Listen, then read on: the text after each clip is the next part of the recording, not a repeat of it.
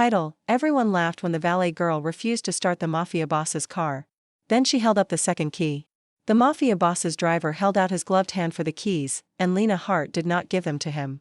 The hotel valet lane went still. Rain shone on the black SUV. Cameras blinked under the marble awning. 2 bodyguards turned at the same time, their shoulders closing around the space as if the night itself had stepped too close. "Miss," the driver said, his voice flat. "The keys." Lena stood beside the open driver's door in her black valet jacket, her hair pinned badly from a 12-hour shift, one hand wrapped around the key fob and the other around a red valet tag. Behind the driver, Matteo Vescari came down the hotel steps in a black 3-piece suit and a long overcoat, clean-shaven, dark-haired, and dangerous enough that every other guest in the lane remembered an appointment elsewhere. His fiancée laughed from beneath a cream umbrella. "She parks cars," Bianca Vale said. "Now she thinks she owns them." Lena lifted her hand. The red valet tag swung once in the rain. "This tag came in with 1 key," she said. "Your driver is leaving with 2. Chapter 1. The Bellario Hotel had rules for everything except the people rich enough to break them. Guests in the East Ballroom used the private elevator. Guests with black cards used the side vestibule. Guests with security details used the marble awning and did not wait behind anyone's rental sedan. Florists came through the kitchen door. Musicians came through the loading dock. Women in evening gowns came through whatever entrance made the necklace look most expensive under the lights. Valets did not come through anything. They stayed outside. They took the weather on their shoulders, the blame on their faces, and the keys from hands that rarely remembered their names. Lena Hart had been the night valet supervisor at the Bellario for 4 years, which meant she knew how to smile while counting risks. Scratched paint. Wrong ticket. Drunk groom. Ice on the ramp. Angry lawyer with a dented Maserati and a mistress in the passenger seat. She had also learned the quieter risks, the ones polished people hid inside courtesy. A woman who tipped too much before asking which car belonged to her husband. A man who wanted his brother's sedan before the brother came outside. A driver who said he had permission but could not describe the seat position. Keys told stories when people lied. They carried sweat, scratches, cheap plastic, leather dye, panic, perfume, dust from pockets, and the faint little habits of the person who used them every day. Lena knew that because her father had owned Hart Auto on the south side until his lungs gave out from paint thinner and winter air. Before she could read a lease, she could tell when a belt was loose. Before she knew what a bank penalty was, she knew the clean false click of a key that had been copied too fast. That was what she heard in Matteo Vescari's SUV. Not danger, exactly. Not yet. A wrongness. The night had started badly, which usually meant it would end worse. The Bellario hosted the Vescari engagement dinner in the East Ballroom, and everyone on staff had been warned by management 3 times before sunset. No mistakes. No delays. No personal conversation with guests. No photos. No questions. No rumors. The last rule was for fools. There were always rumors when a mafia boss rented an entire ballroom and filled the curb with black cars. Matteo Vescari was 42, Italian-American, and feared in the careful way powerful men were feared when they no longer needed to raise their voices. He had inherited the Vescari family after his father died in a late-night crash on River Road, an accident the newspapers called tragic because they had not been brave enough to call it convenient. Since then Matteo had become a man of locked schedules, checked routes, sealed windows, and cars chosen by people who reported to him. He never let strangers touch his keys. That was why the whole valet crew noticed when his driver handed Lena the SUV at 7:12 p.m. "Boss says no garage," the driver had said. "Front lane only. Engine warm. Nobody opens the rear compartment." "Then why are you giving it to me?" Lena asked. His expression did not move. "Because the police will ticket it if it sits at the hydrant." "So the hydrant has more authority than your boss?" One of the younger valets made a noise that might have been a cough. The driver looked at Lena as if deciding whether she was stupid or suicidal. Lena held out her hand anyway. "Name for the ticket?" "Vescari." "I know the name. I still need it on the ticket." The driver gave her 1 key fob attached to nothing but a plain metal ring. No house key. No leather tab. No extra remote. No tracking charm. No personal clutter. Men like Matteo Vescari either had no possessions or had too many people assigned to carry them. Lena wrote Vescari on the card, tore the red tag free, and looped it through the ring herself. 1 key. 1 red tag. She parked the SUV beneath camera 3, because camera 3 had the best angle and because cars owned by dangerous men should be either in full view or nowhere near her shift. At 11:38 p.m., Bianca Vale came outside early.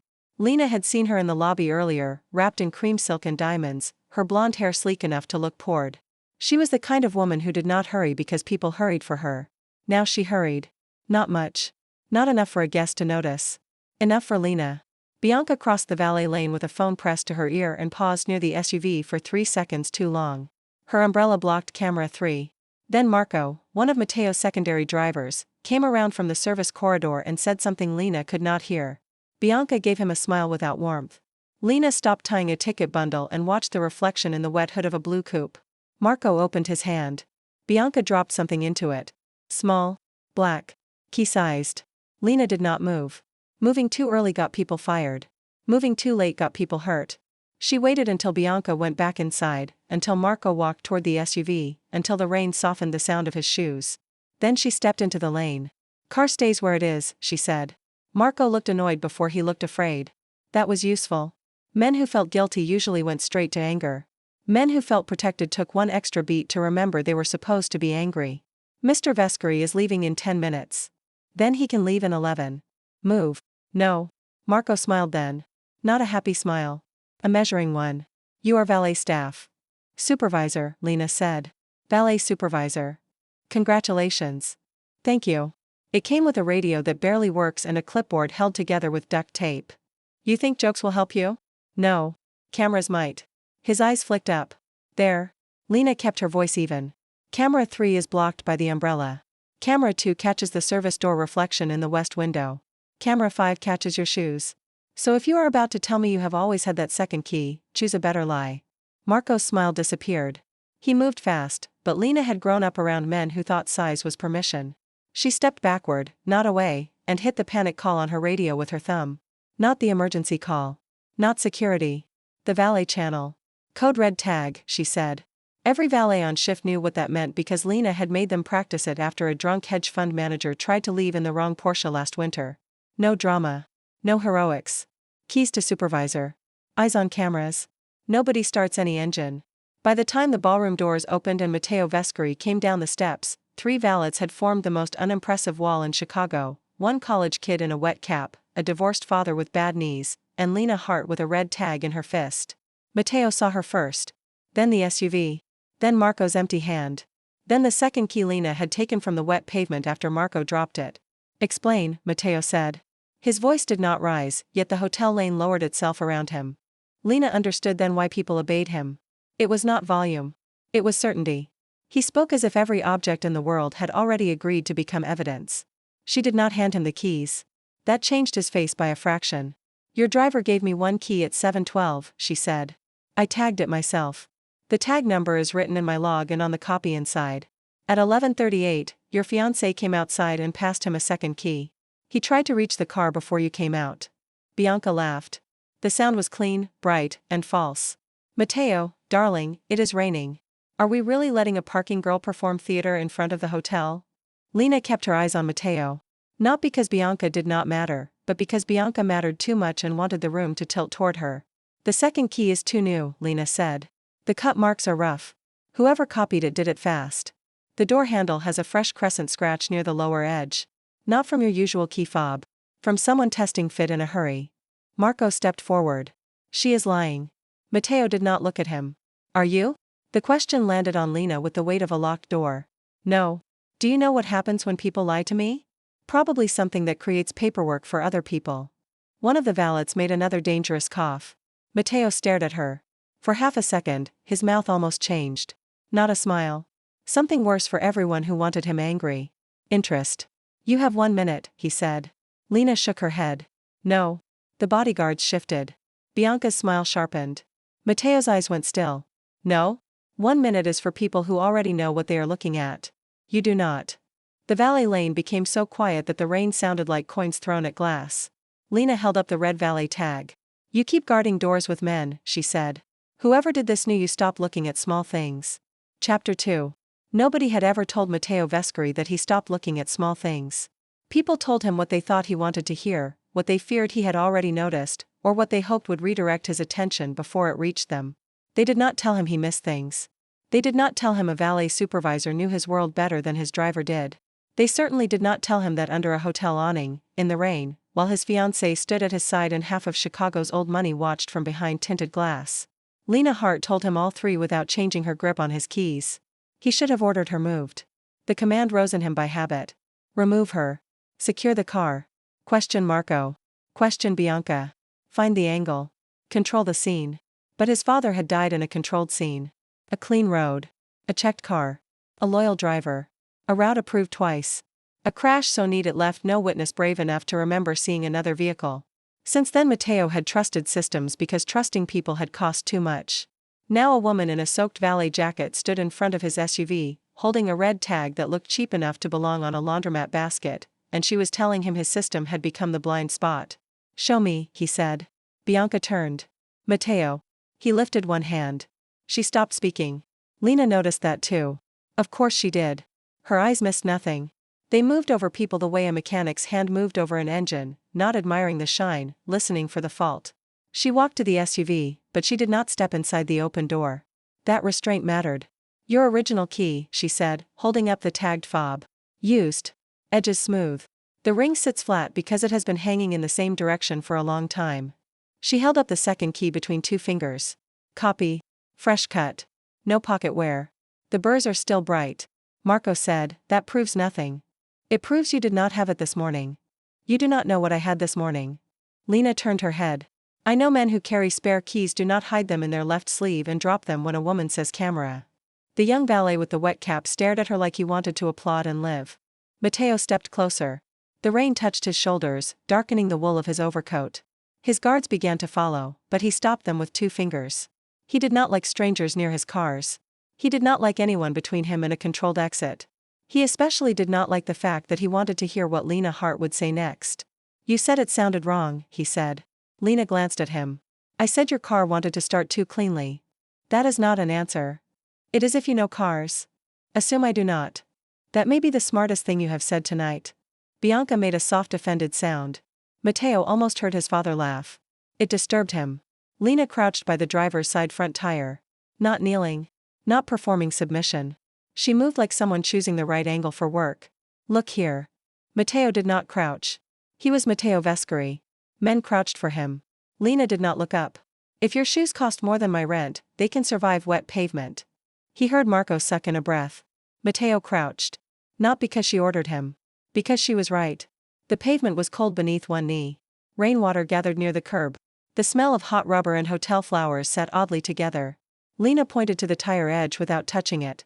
See the pale dust? Brake dust. No. Brake dust is darker and spreads backward.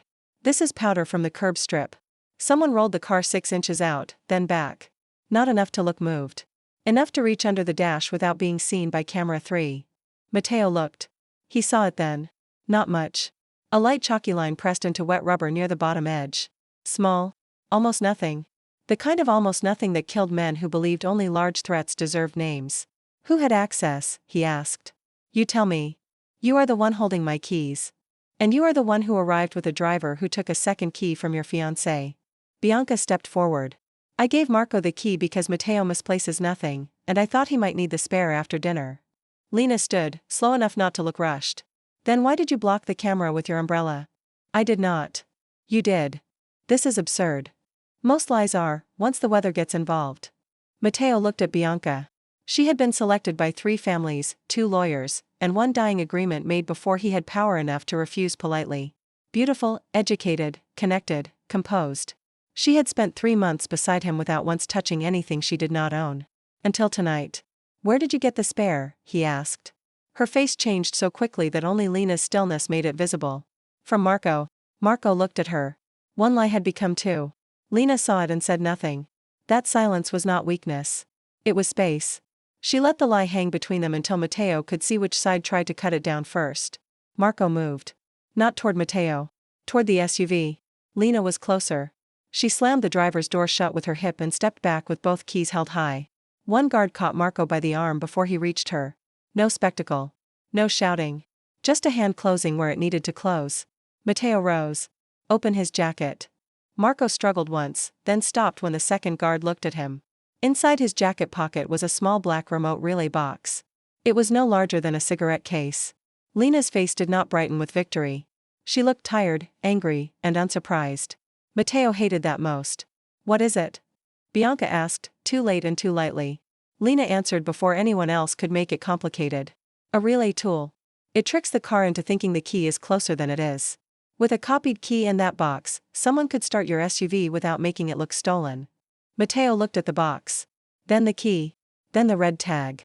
He had survived men with contracts, men with blades, men with judges, men with senators, and men who smiled with champagne in their hands while ordering bloodless ruin. Tonight he had nearly lost to a second key and a woman with an umbrella. Why stop it? He asked Lena. Her eyes narrowed. Why would I not? Most people would decide my car is not their problem. Most people do not have my name on the valet log. That is your reason? It is one of them. What is the other? She looked past him at the valet standing wet and silent behind her. At the hotel manager hovering near the revolving door, already deciding whom to blame. At Marco, whose expression had gone gray. At Bianca, whose hands had tightened around her umbrella handle. If your car left this lane and something happened, Lena said, management would ask which staff member parked it, which staff member released it, which staff member failed to notice. They would not say Matteo Vescari missed a key. They would say Lena Hart lost control of her station. She held the red tag higher. This is my station. Matteo believed her. That was the first mistake. The second was wanting to. Chapter 3.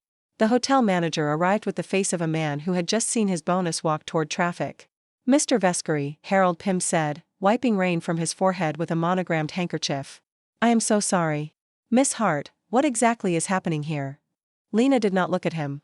A guest's vehicle is on hold due to key irregularity. Key irregularity, Harold repeated, as if words could be made smaller through contempt. Yes. And did you think perhaps hotel security should handle that? I called valet code red. That is not security. It is faster. It is inappropriate. So is releasing a compromised SUV to a guest. Harold glanced at Matteo with a smile that begged to be saved from his employee. She is very thorough. Sometimes perhaps overly thorough. Matteo said, she is the only person here who is thorough enough. Harold's smile died politely. Lena felt the impact of those words like a hand at her back. She did not lean into it. Men with power could make a woman visible for 1 minute and disposable the next. She had learned that before she was old enough to know why her father hid final notices under old repair manuals. I need the valet log, she said. Harold blinked. Excuse me? The paper log. Not the tablet. Everything is digital now. Not during rain. The tablet screen fails in heavy weather, so we keep a paper backup clipped under the podium. I need it before someone edits the digital record. Harold flushed. Matteo noticed. Of course he did. Once directed, his attention became a blade. Bring it, he said. Harold hesitated only long enough to prove he had thought of refusing. Then he turned toward the valet podium. Bianca touched Matteo's sleeve. This has become humiliating, she said quietly. For whom? Her fingers went still. For all of us. No. Be precise. Lena watched Bianca choose between anger and charm. Charm won because charm had served her longer. For you, Bianca said, softening her voice. For the family. You are standing in the rain because a valet girl thinks she found a conspiracy in a keychain. She found a second key. Marco made a mistake. Marco leave. Men panic when accused. Women do too, Lena said. Bianca turned her head slowly. Lena met her eyes. You are not panicking. That is what bothers me. Bianca's smile thinned. What an ambitious little parking girl. What a nervous fiancé. The slap did not come. Bianca was too careful for that. But Matteo saw the desire for it pass across her face, and something inside him settled into a colder shape. Harold returned with the paper log. The cardboard backing was damp along one edge. Lena took it, then stopped. She looked at Matteo. You read it. He frowned. Why? Because if I read it, she will say I made it up. If your manager reads it, he will skip whatever scares him. If you read it, everyone has to listen. For the second time that night, Matteo did what she said. He took the log. The paper looked cheap in his hand. Vescari, 712, SUV black, front lane, 1 fob, tag 41. Lena pointed, not touching the page. That is my writing. I see that. Now look at 1006. Bianca Vale, private hold, no vehicle, tag void. Matteo looked up. Bianca's expression remained smooth. Lena said, she requested a private hold without vehicle release. That means she wanted a tag number blocked in the system but did not want a car retrieved. Harold whispered, Miss Vale often has private arrangements. With my valet lane? Lena asked. Harold shut his mouth. Matteo read the next line. Marco, service exit, chiquev. That is not my writing, Lena said. Whose? She pointed at Harold. The hotel manager lost color. I made a note, he said. For efficiency. No, Lena said. You created a ghost movement. It makes it look like Marco had a legitimate service reason to approach the vehicle. This is outrageous. So is your handwriting under my station. Matteo looked at Harold. Some men begged with words.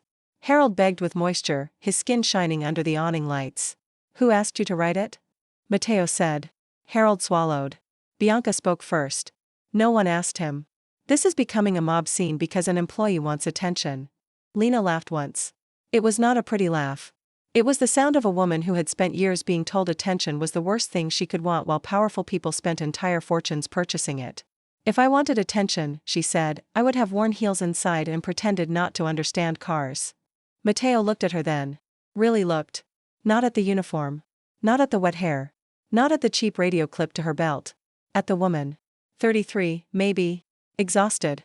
Fierce in a way that had nothing to do with performance. Her hands were nicked near the knuckles, and one nail had split. She wore no ring, no necklace, no softening detail chosen for wealthy eyes. She had not dressed to enter his world. She had stopped his car and made his world come outside. Why do you know all this? He asked. Lena blinked. It was the first question that seemed to reach somewhere under her jacket. My father ran a garage. Ran? Past tense. Dead? Sick first. Then dead. It took longer, which was less merciful and more expensive. The answer was too blunt for polite company. Matteo preferred it. He taught you keys. He taught me everything small enough for arrogant men to ignore. This time, his mouth did change. Just slightly. Useful man. He was. For one breath, the rain felt less cold. Then Marco said, she is distracting you. Matteo turned. Marco had chosen the wrong moment to remind the world he existed. From what?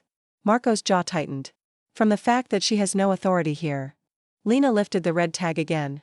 I have authority over every car in my lane until I release it. You are a servant. Then you should have bribed one with lower standards.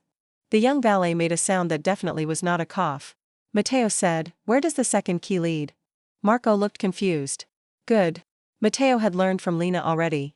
Start small. The key was copied fast, Matteo said. That means the original was available briefly. Who had access to the original before my driver gave it to Miss Hart? Marco said nothing. Bianca said, Matteo, please. He did not look at her. Answer. Marco's eyes moved to the hotel doors. Lena followed the glance. Coat check, she said. Everyone looked at her. He looked at coat check. Not the ballroom. Not security. Coat check. Matteo's phone was in his hand before she finished. Lock the coat room, he said to whoever answered. No one leaves. Bring me the attendant, the drawer, and every envelope signed after 7. Bianca's face finally changed. Not fear. Calculation. Lena had seen that look on men deciding whether to leave the scene before the tow truck came. She is going to run, Lena said. Bianca moved. Matteo caught her wrist. Not hard. Not theatrical. Enough. No, he said. One word. Bianca froze.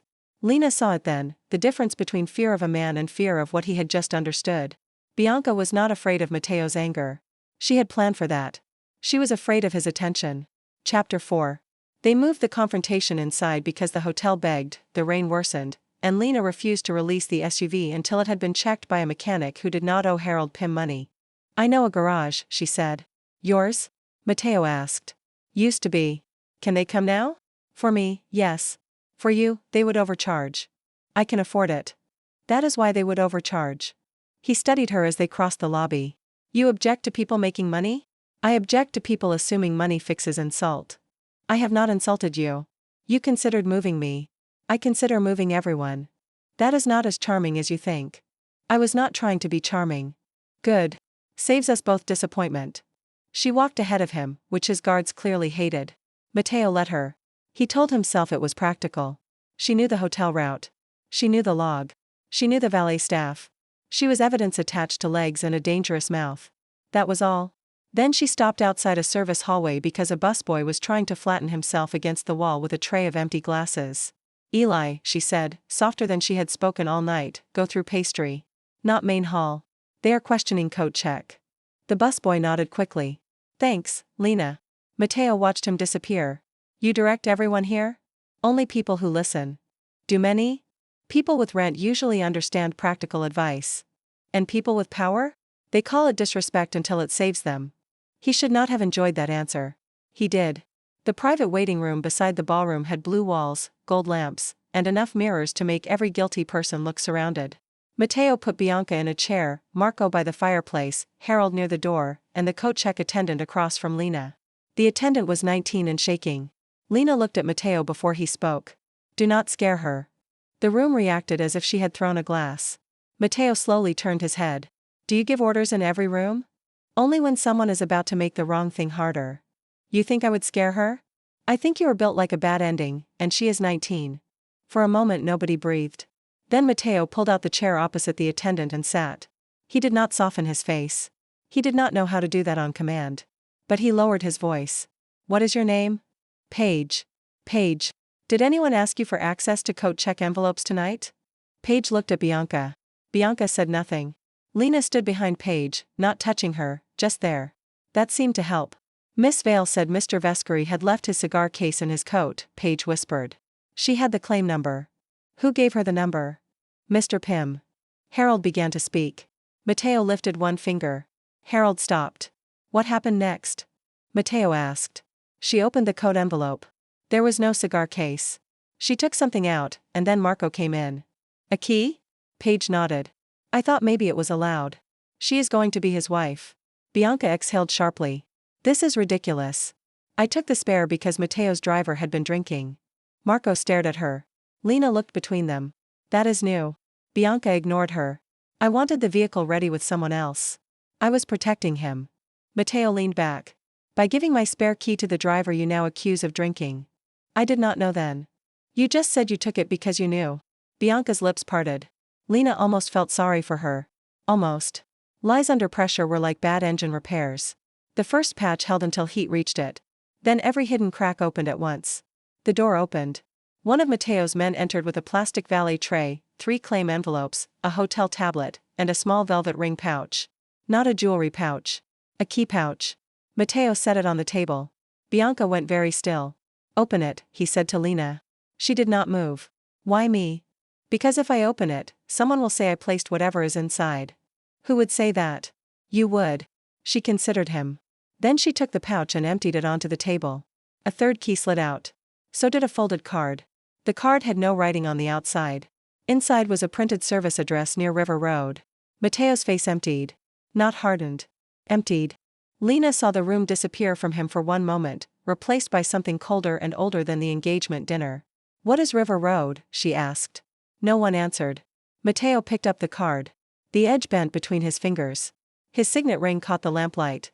My father died on River Road. Bianca whispered, Matteo. It was the first honest sound she had made all night. Not grief. Fear. Lena looked at the third key, then the card, then Matteo. This was not only about tonight. No. Someone wanted you to know after. After what? She did not flinch from the question. After the car left. Chapter 5. The garage Lena called was no longer Hart Auto. The sign had been replaced, the floor repainted, the old coffee machine thrown out because nobody respected machines that took coins anymore. But Ravi still answered on the second ring. If this is about the Bellario tow account, I told them I am not discounting tires for men who valet Lamborghinis on bald rubber. It is Lena. That sounded like a sentence with trouble standing behind it. I need a mobile check. Black SUV. Possible relay intrusion. Maybe ignition tamper. Hotel front lane. Police? Lena looked at Matteo. He watched her without expression. Not yet, she said. Ravi sighed. That means rich trouble. Mafia trouble. I preferred rich. Can you come? For you? Yes. For them? I am adding rain fee. I told him. Good girl. Do not call me that in front of dangerous people. Then stop calling me from dangerous places. She hung up. Matteo's gaze was still on her. Ravi? My father's best mechanic. You trust him? With cars? With you? The question was too direct. Lena looked down at the red valet tag in her hand. The cardboard had softened from rain, the number bleeding slightly at the corner. People are different from cars. That is not an answer. It is the answer I have. He accepted that, which irritated her more than if he had pushed. Men who pushed were simple.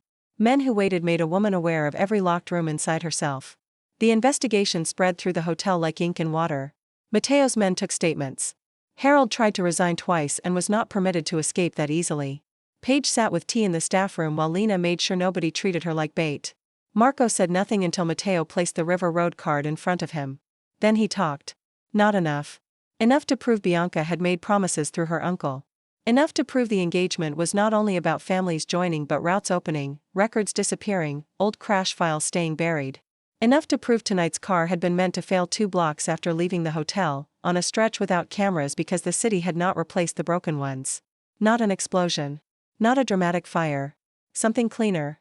A sudden lock. A hard pull. A crash that could be blamed on rain and speed. History repeating itself with better tailoring. Lena listened from the edge of the room because she was not family, not security, not police, and not foolish enough to think proximity meant belonging. At 1:06 a.m., Ravi arrived in a yellow raincoat older than most of the cars in the valet lane. He looked at Matteo once. "You the owner?" Matteo said, "Yes. You touch anything after she told you not to?" "No." Ravi glanced at Lena. "He listens. That is new for you." "It is new for him too." Matteo said nothing, but Lena saw the corner of his mouth consider movement again. They returned to the SUV under the awning. The rain had slowed to a silver mist. The hotel looked less grand at that hour, its flowers beaten, its brass rails wet, its revolving door carrying no one important enough to pretend the night had gone well. Ravi checked the tire line first. "Good catch," he said. Lena felt an absurd warmth in her chest. Praise from Ravi was rare and usually sounded like an insult that had lost energy halfway. Matteo heard it. "You taught her?" "Her father taught her. I mostly yelled when she used my best socket set." "You still have it," Lena said. "Because I stole it back." Ravi opened the lower dash panel. He worked with slow hands and a light clip to his cap. Matteo crouched beside him without being told this time. Lena noticed. She pretended not to. After 8 minutes, Ravi made a low sound. "There." He removed a small receiver from behind the panel. It had been placed badly, fast, but not by someone ignorant. A thin wire ran where no wire should run. Ravi held it up in a gloved hand. "This would not drive the car for them," he said. "But it would talk to the relay box. Start, lock, stall, maybe cut power for a few seconds if paired right." "Enough for a crash?" Matteo asked. "In rain? At the right turn?" "Yes." Nobody spoke. The city hummed beyond the awning, uncaring. Lena looked at the receiver and imagined Matteo in the black SUV, overcoat still damp from rain, anger distracting him, Bianca's lies behind him, River Road ahead and some bastard's idea of poetry. Her stomach tightened. She did not like him. That was not accurate. She did not know him. She knew what he was, or thought she did. Men like Matteo made cities nervous. They owned silence in rooms where other people paid rent. They could ruin a life with a phone call and consider it housekeeping. But he had crouched in the rain when she told him to look. He had not scared Paige after Lena warned him. He had read the log himself. He had listened. Listening did not make a dangerous man safe. It made him more complicated. That was worse. Matteo stood with the receiver in his hand. "What do I owe you?" he asked Ravi. Ravi named a number that made Harold gasp from the doorway. Matteo said, "Double it." Ravi shook his head. "No. Pay what I charge. If you want to throw money because you are embarrassed, donate to the trade school on Kedzie." Matteo looked at Lena. "Does everyone in your life speak to me like this?" "Only the useful ones." "And you?" "I am the one who started it." For the first time that night, he smiled. Not much. Not kindly. But enough to change the weather under the awning. Lena looked away first. Chapter 6. Quiet turn. At 2:14 a.m., Matteo Vescari stood alone beside the front wheel of his SUV and stared at the red valet tag in Lena's hand. The hotel had emptied of guests who mattered. Bianca had been taken upstairs to a private room with 2 of Matteo's women at the door, because he trusted women more than men when betrayal wore perfume. Marco sat in a service office with 1 guard and no phone. Harold had begun cooperating with the energy of a man who believed useful fear might save his career. Lena should have clocked out. Her shift had ended at midnight. Her socks were wet. Her shoulders ached. She had missed dinner unless 3 vending machine pretzels counted as food, which they did not, even under emergency labor conditions. Instead she was still there because the SUV was still in her lane. Matteo noticed. "You can go home. Not until the vehicle is released or removed." "I release it." "No, you do not." His eyebrows lifted. She should have been more careful. Exhaustion made her honest in ways rent did not permit. "You own it," she said. "I release it from my lane when it is safe to move." "And is it?" "Mechanically? Maybe. Strategically? No. Strategically. You are angry. Your men are angry. Everyone wants motion because motion feels like control. That is when people make stupid turns. Do you call everyone stupid before sunrise? Only when they are circling it." He looked at the road beyond the awning. For a while he said nothing. Then he crouched. Not to inspect the tire. To be closer to where she was pointing at the lower panel and the wheel well. Teach me, he said. Lena almost laughed. Then she saw his face. He was serious. More than serious. There was something raw beneath the control, not exposed enough to be weakness, but close enough to cost him. Teach you what? What I stopped seeing. The answer should have been simple. Powder line. Key burrs. Camera angles. The difference between a copied key and an old one. But Matteo was not asking only about cars. Lena crouched beside him, leaving enough space that his guards could not mistake closeness for invitation. You looked at people, she said. Not objects. People commit betrayal. Objects remember it. He absorbed that. Rain ticked against the awning edge. My father died in a car that passed 3 inspections, he said. Lena did not offer sympathy immediately. Automatic comfort was often just noise wearing perfume. Who checked the small things? Everyone said they did. That is not what I asked. His jaw tightened. No one. She nodded once. Then you did what people do after a loss. You built a wall around the wrong lesson. His eyes cut to hers. Careful. I am. That did not sound careful. Careful is not the same as obedient. The words hung between them, clean as the click of a key in a lock. He looked at her for a long time. Most men stared at Lena when they wanted her to shrink or soften or apologize for the space she occupied. Matteo looked as if he was learning the shape of a country he might not be allowed to enter. What was the wrong lesson? He asked. She touched the red tag with her thumb. You decided no one should touch your keys. But that made the key symbolic, not safe. Your people treated them like sacred objects. That meant nobody questioned the extra one. He glanced toward the hotel. And the right lesson? Small things need ordinary witnesses. Ordinary. Do not start. I was going to ask if you consider yourself ordinary. I consider myself paid hourly. That is not what I asked. It is the answer you get at 2 in the morning. Another almost smile touched him. Then it faded. I nearly sent you away. Yes. I nearly missed it. Yes.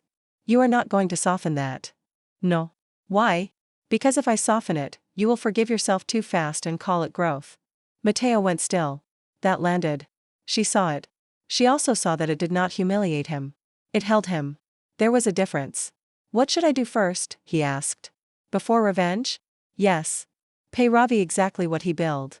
After that. Protect Paige's job. Done. Protect my valet crew from your family deciding we are loose ends. Done. Do not punish every driver because one betrayed you. That teaches the honest ones to hide mistakes. He looked at her differently then. You are very specific. Specific keeps people alive. And you? What about me? Who keeps you alive? She stood before the question could settle too near. Usually me. Matteo rose after her. That sounds lonely. It sounds efficient. Those are not opposites. They are in my tax bracket. He stepped closer, stopping before he crowded her. That mattered more than it should. Lena. Her name in his voice was not a command. That mattered too. What? When this is finished, I would like to see you somewhere that is not my crime scene. This is my valet lane. Our crime scene, then. That is not better. No. Are you asking for a date while your fiancé is being questioned upstairs? I am asking too early because I do not know how to do it casually, and because tonight has made several facts clear. One of those facts better be that you are no longer engaged. That was clear before the second key hit the pavement. Lena looked at him, searching for arrogance, entitlement, a man trying to convert gratitude into possession. She found control, damage, interest, and something more careful than desire. Not safe, but careful. Ask me after you clean your house, she said. My house is never clean. Then start with the rooms you know are dirty. He nodded. And if I ask later? I might say no. You might. That does not bother you? It bothers me. Good. But I would rather be bothered by your answer than comforted by a lie. Lena did not know what to do with that. So she handed him nothing. She kept the keys. Chapter 7.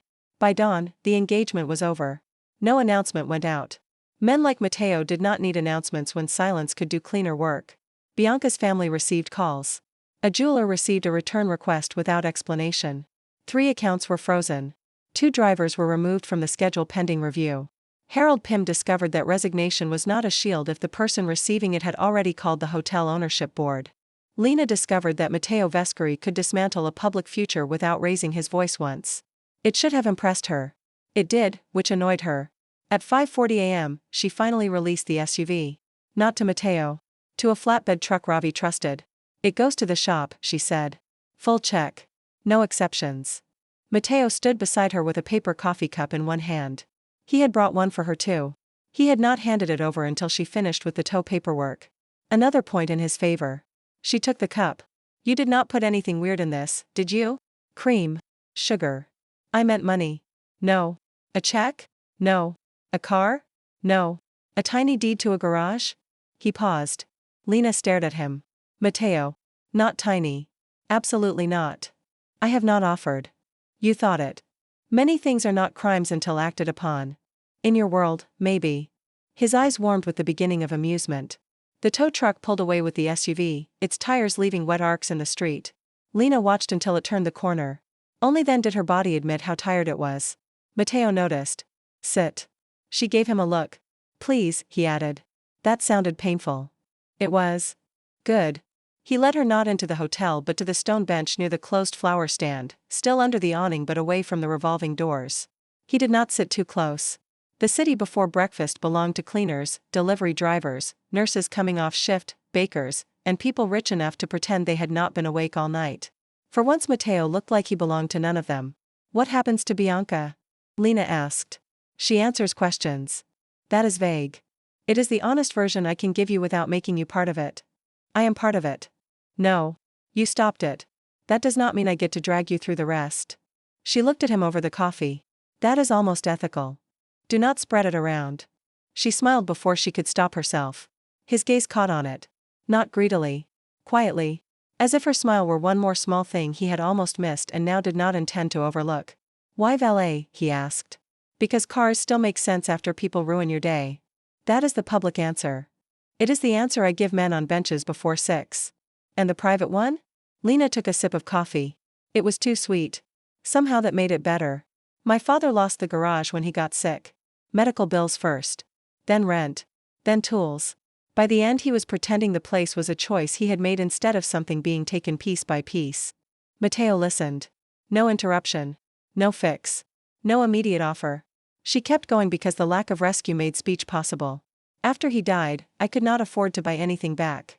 I could not even afford the storage unit for his manuals. Bellario needed valets. Cars came in. Keys came in. I was good at it. Being good at something makes grief less loud. Does it? Sometimes. What makes it loud again? Men who think money is a universal solvent. He looked down at his coffee.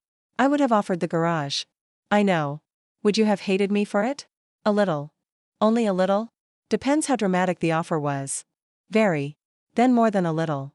He nodded, accepting the correction like a man placing a weapon on a table and stepping away from it. What would not insult you? He asked. That is a dangerous question. You prefer dangerous questions. I prefer honest ones. People confuse them because honesty makes cowards sweat.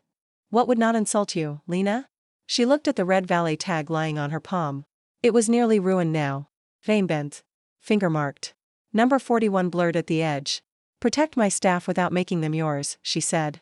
Make the hotel put the code red procedure into policy. Make them pay Paige for the full week if they suspend her during review. Make sure Harold cannot blame the night crew for his notes. And if you want to donate to the trade school, do it anonymously. Nothing for you? I got coffee. Lena. Fine. If your people find my father's old socket chest, the red one from Hart Auto, I want it back. Who has it? A storage auction buyer. I lost track after the second resale. That is all? That is not small. No, he said. It is not. He looked toward the street. Morning had begun paling the buildings, turning the wet pavement from black to gray. My father taught me routes, Matteo said. Lena stayed quiet. He seemed to need that.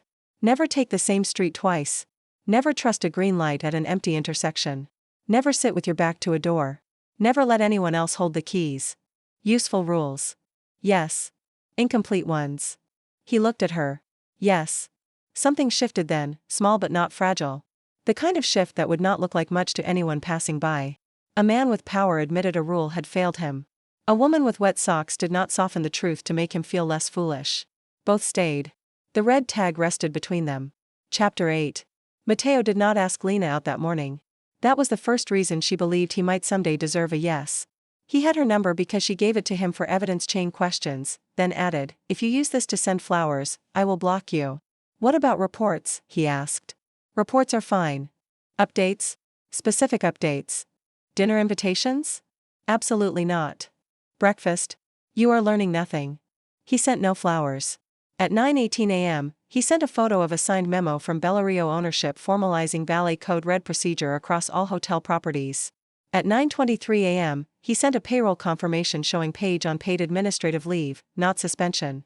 At 9:40 a.m., he sent a receipt for a donation to Kedzie Trade School with the donor field blacked out. At 10:02 a.m., he sent one line. Still looking for the red socket chest. Lena stared at the message longer than necessary. Then she wrote. Good. She deleted. Thank you. She deleted. Be careful. She deleted. You looked tired when you left. She put the phone face down and slept for 6 hours in her work shirt. When she woke, the world had not become simple. Bianca's family denied everything. Marco vanished from the version of events given to certain newspapers, which meant Matteo had removed him from public narrative before private consequences arrived. The Bellario praised swift internal coordination and did not mention Lena's name until Ravi threatened to park 3 tow trucks across the hotel's front lane during lunch service. Then they mentioned her name. They spelled it wrong. Lena was eating cereal from a mug when Matteo called. Do you want me to correct the hotel statement? Hello to you too. There was a pause. Hello, Lena. That should not have sounded intimate. It did. No, she said. Do not correct it. They wrote Lena. I saw. That does not bother you? It bothers me less than you making them fix it because you told them to. I can ask. Can you? I can attempt to ask. You can leave it. Why? Because if they spell my name right only after the mafia boss calls, it is still not respect. It is weather. Weather. People adjust to it. They do not learn from it. He was quiet long enough that she wondered if she had offended him. Then he said, I found the socket chest. Her hand tightened around the phone. Where? A private collector bought it with other shop items. Private collector of used socket chests? Private collector of things that belonged to men he outlived. Something in his voice told her there was a story there, and not a pleasant one. Can you get it back? Yes. Legally? You keep making these conversations narrow. Matteo. Yes. Legally. She exhaled. What will it cost? A conversation. With who? Me. There it was. Not quite a trap. Not quite a gift. About what? About whether I may bring it to you myself when I have it. Lena closed her eyes. She could picture him too clearly. Black coat. Signet ring. That almost smile he probably did not know he had used twice. The way he crouched on wet pavement because she told him he was missing evidence. The way he did not wake fear in Paige when warned. The way danger sat on him like tailored cloth, not costume. You may bring it to the valet station, she said. Not dinner. No. Not breakfast. No. Coffee? At the valet station. That is a very public place. Exactly. You do not trust me. I trust what you did yesterday. That is not the same as trusting you. Fair. You say that a lot for a man people fear. People rarely are. Fair? Worth listening to. Lena did not answer. The line held. Then he said, I am trying not to move too fast. The honesty caught her unprepared. Why? Because I know how to take ground. I am less practiced at being invited. She sat very still. Outside her small apartment window, an elevated train passed with a sound like loose thunder. Then practice, she said. Is that permission? That is instruction. I can follow instruction. Since when? Since a valet girl refused to start my car. She should have corrected him. Valet supervisor. Instead she smiled into the quiet where he could not see it. Chapter 9. The red socket chest came back on a Thursday. Matteo arrived at the Bellario at 4:10 p.m., not in the black SUV but in a different car that Ravi had already cleared twice because Matteo had learned enough to become difficult in new ways. He stepped out wearing a black suit and no overcoat because the afternoon was warm. 2 guards stayed near the curb. He carried the red chest himself. Lena saw it from the podium and forgot the sentence she was writing. The chest was dented near the lower left corner. A strip of old tape crossed the handle. Hard Auto was still written on the side in white paint, her father's block letters uneven because he had painted it during a baseball game and kept looking up at the radio as if scores could be seen through sound. For 1 second she was 14 again, sitting on an overturned bucket, sorting sockets by size while her father said, Small ones disappear first, Len. Watch the small ones. Matteo set the chest on the valet podium. Not at her feet. Not into her hands. On the work surface between them, where she could choose whether to touch it. That nearly undid her. How? She asked. Legally. That is not an answer. It is the one you asked for. Matteo. I bought a debt from a man who should not have owned the chest in the first place. Then I traded the debt back for this and 3 boxes of shop records. That sounds almost legal. It was reviewed by an attorney who dislikes me. That helps. I thought so. Lena opened the top drawer. The smell hit first. Metal. Oil. Dust. Home. Her fingers touched the missing 10mm socket and found it exactly where her father never put it, because he had liked pretending chaos kept thieves humble. She laughed. Then she cried. Not dramatically. Not prettily. One hand over her mouth, shoulders tight, the kind of tears that escaped because the room in her chest had been locked too long and somebody had returned the key. Matteo did not touch her. He stepped slightly to the side, blocking the view from the hotel doors with his body. Lena noticed through the blur. Of course she noticed. Thank you, she said. You are welcome. Do not ruin it. How would I ruin it? By saying something like you owe me dinner now. You do not owe me dinner. Good. I would still like dinner. She wiped her face with the heel of her hand and gave him a look. You waited 12 seconds. I counted 18. Worse. Yes. She laughed again, broken but real. He watched her as if he had been given something far more dangerous than gratitude. Ask properly, she said. His expression changed. Subtle. Serious. Lena Hart, when you are off shift, when you have slept, and when you can say no without wondering what it will cost you, will you have dinner with me? She looked at the red socket chest. Then at the red Valet tag taped now to the inside of the podium glass, dry and wrinkled, number 41 still barely visible. Then at Matteo. Yes. He did not smile immediately. He absorbed it first, as if accepting too quickly would disrespect the distance she had made him cross. When? Sunday. Where? Somewhere that does not have valet parking. That limits my usual options. Good. I will adapt. Wear something that does not look like you are attending a sentencing. He looked down at his suit. This is blue. That is black with ambition. Sunday, he said. Sunday. The first date was at a family-owned Mexican restaurant where nobody cared who Matteo was because the owner's grandmother cared only whether people finished their plates. He arrived in dark gray. Lena gave him credit. He did not bring guards inside. They remained across the street, which she noticed and did not praise because he was not a dog learning to sit. They talked about cars first. Then fathers. Then the strange loneliness of being known for competence before being known for tenderness. Matteo listened more than he spoke. When he did speak, he chose words as if they had consequences because in his life they usually did. Lena liked that. She also feared liking it. You are thinking about the exit, he said near dessert. Habit. Mine too. That is not romantic. No. Are you trying to be? Carefully. She smiled. That was better. I am practicing. He did not kiss her that night. He walked her to her car, stopped 2 steps away, and said, May I call you tomorrow? She said yes. He called. Not too early. Not too late. Not with demands. With a question about whether valve noise in cold weather meant something different in older engines. It did, and she spent 20 minutes explaining it before realizing he probably had 3 mechanics who could have answered. You asked me on purpose, she said. Yes. Why? I like listening to you talk about things you respect.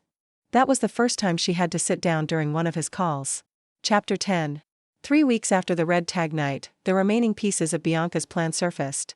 They did not surface gently. A man from River Road tried to sell a story to a reporter. A driver connected to Bianca's uncle disappeared from a flight list. Harold Pym, desperate to become useful, admitted the Bellario had hosted 2 meetings under false names in the month before the engagement dinner. One meeting had included a retired investigator who had worked Matteo's father's crash. Matteo called Lena at 8:03 p.m.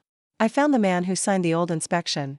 She was in the laundry room of her building, folding towels on top of a dryer that shook like an old truck. From your father's car? Yes. Are you all right? He did not answer. That was an answer. Where are you? She asked. Warehouse office.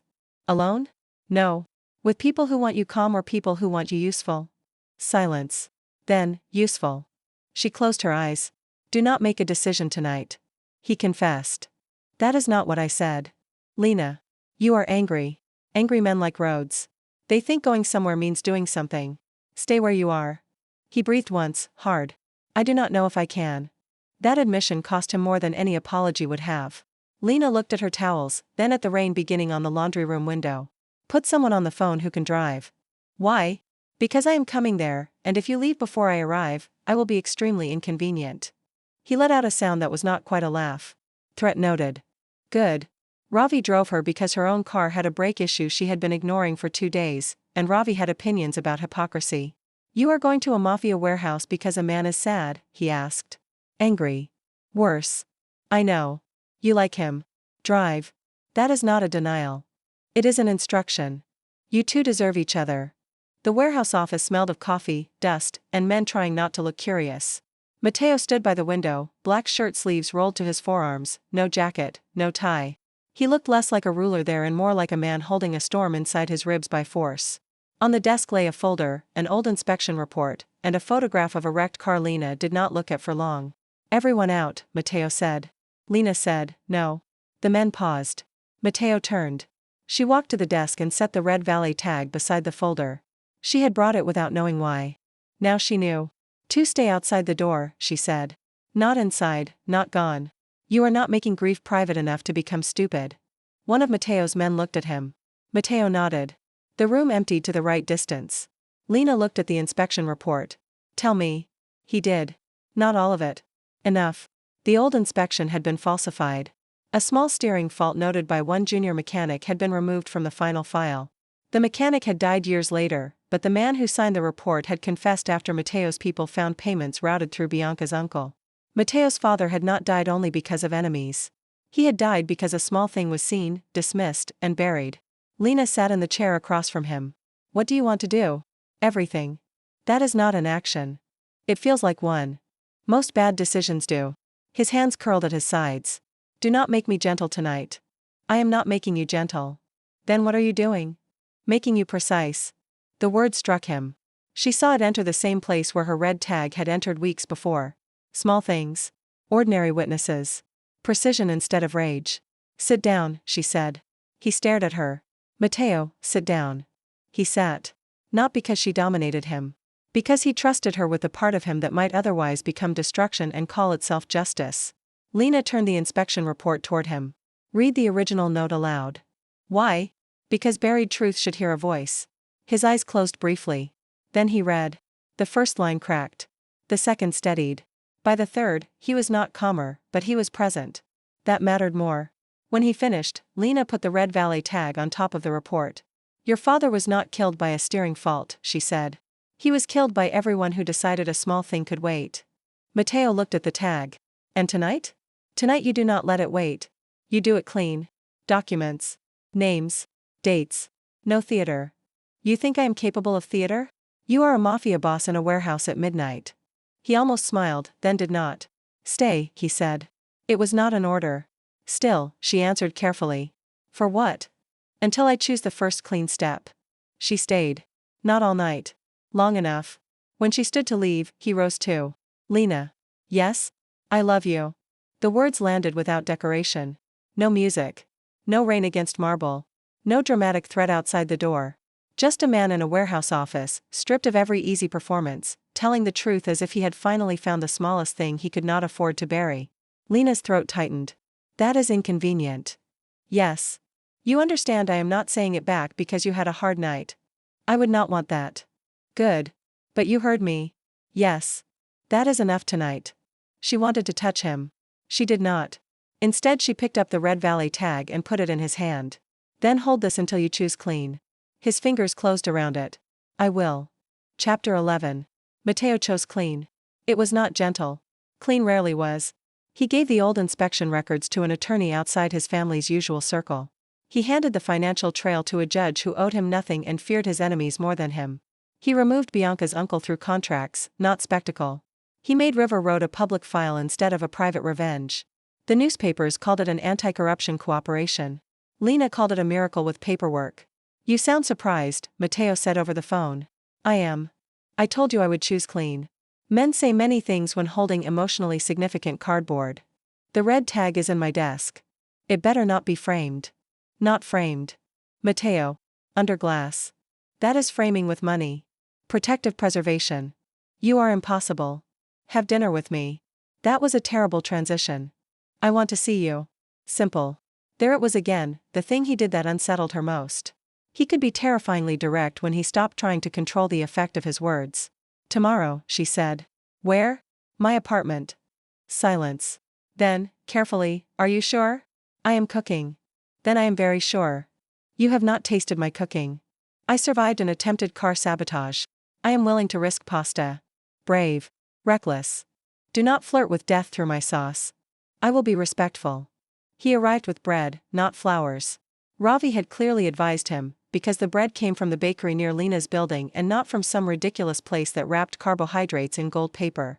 Matteo stood in her doorway looking too large for the hallway and almost uncertain for the first time. You can come in, she said. I know. Do you? No. She smiled and stepped aside. Her apartment was small, warm, and not arranged for judgment. Books leaned sideways. A plant on the windowsill was making a brave attempt at survival. The red socket chest sat under the kitchen table because there was nowhere else for it. Matteo saw it. Then he looked at her. It belongs there? For now. He nodded, as if the chest had rights he intended to respect. Dinner was not cinematic. The sauce was decent. The bread was excellent. Matteo handled the kitchen utensil so badly that Lena took it away from him. You control half the city and cannot dice an onion.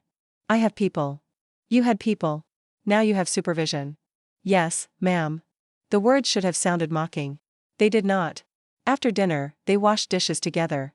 Matteo dried because Lena did not trust him to stack plates in a cabinet built before either of them was born. His shoulder brushed hers once. Neither moved away quickly. I meant what I said, he told her. She set a mug upside down on the rack. I know. You do not have to answer. I know that too. But you are thinking. Always. About exit routes? Less than before. He absorbed that like a gift. She turned to face him. I love you, she said, before courage could become performance. He went completely still. For a man whose world ran on reaction, he had none. Then he set the towel down with great care. Say it again when I am not holding glass. She laughed. I love you, Matteo Vescari. He crossed no distance until she lifted her hand.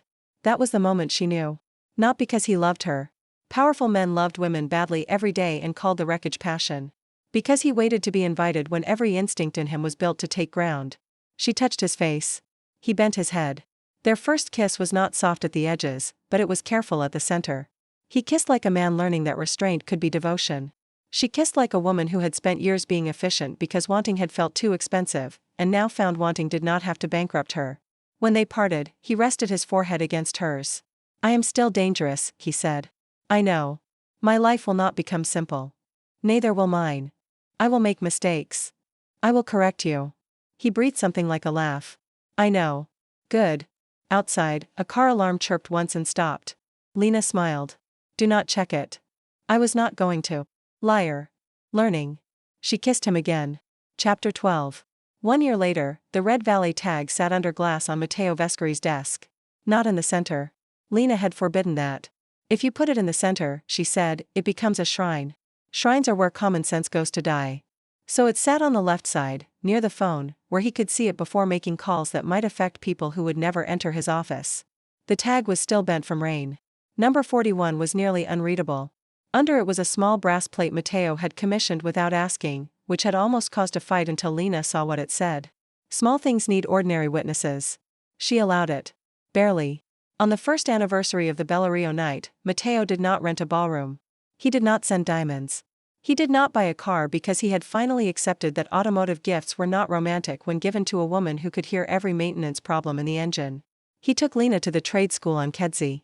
The new automotive lab smelled like rubber mats, fresh paint, and teenage impatience. Ravi stood near a lift, pretending not to be proud of the equipment bought with anonymous money that everyone knew was not anonymous. Lena walked through the space slowly. Students worked in pairs at the benches. A young woman with purple braids showed a boy twice her size how to reset a torque wrench. A wall display held old tools from local garages, including one dented red socket drawer from Hart Auto. Lena stopped in front of it. Matteo stopped behind her, not too close. You did this? Ravi did most of it. Matteo. I helped. Anonymously? Mostly. She turned. Mostly? The building needed permits. And? A councilman needed encouragement. Legal encouragement? Adjacent. She narrowed her eyes. He said, clean enough for Ravi. That is a higher standard than legal. I am aware. She looked back at the tools. Her father's name was written on a small card. Not as charity. As lineage. Lena pressed her fingers to her mouth. Matteo waited. He had become very good at waiting where it mattered. Finally she said, he would have liked this. Yes.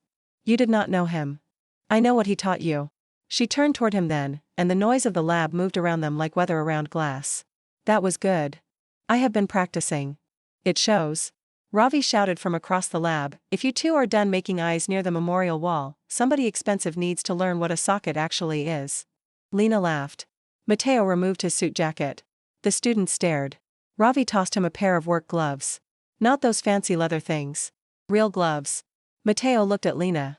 She smiled sweetly. Go on, boss. You enjoy this. Deeply. He put on the gloves.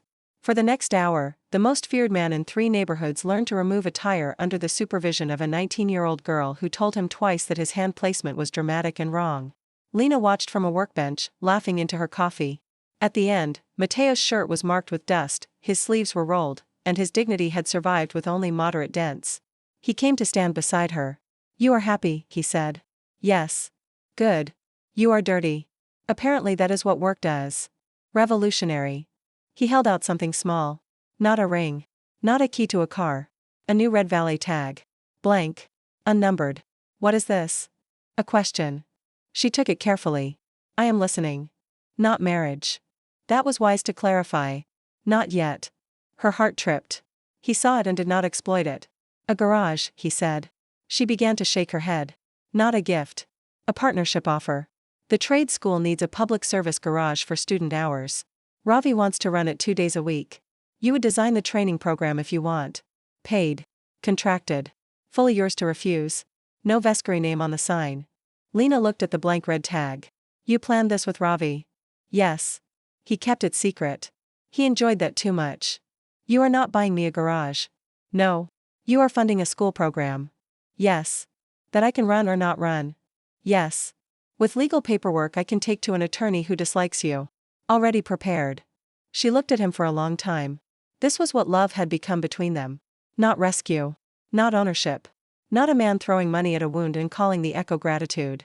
A door opened with her hand still on the handle. I want to read everything, she said. I expected nothing less. And if I say no? Then we have dinner. And if I say yes? Then we have dinner. She smiled. You are learning. Slowly. Not that slowly. He touched the edge of the blank tag, not her hand.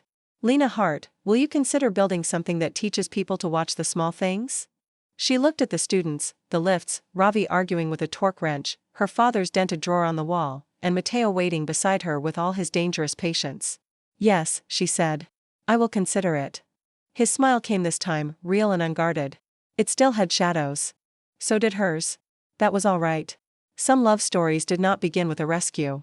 Some began with a woman in a wet valet jacket refusing to hand over the keys. Some began with a powerful man crouching in the rain because she told him he had missed the small thing that mattered.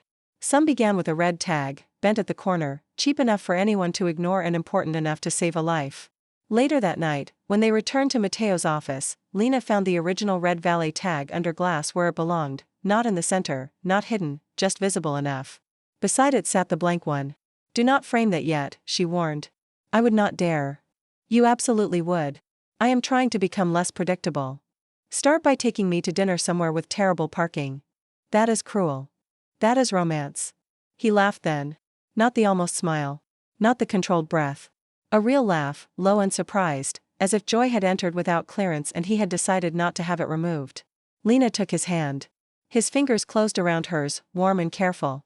I love you, he said. I know. That was not the expected answer. I am trying to become less predictable too. He brought her hand to his mouth and kissed her knuckles, not like a vow performed for witnesses, but like a fact he intended to keep learning. Outside the office window, black cars waited at the curb. Men with earpieces watched the street. The city moved through its dangerous little habits, all lights and wet pavement and people believing large things mattered most. On Matteo's desk, the red valet tag held its place. Small. Ordinary. Impossible to ignore. And this time, before anyone touched the keys, the Mafia boss looked at it first.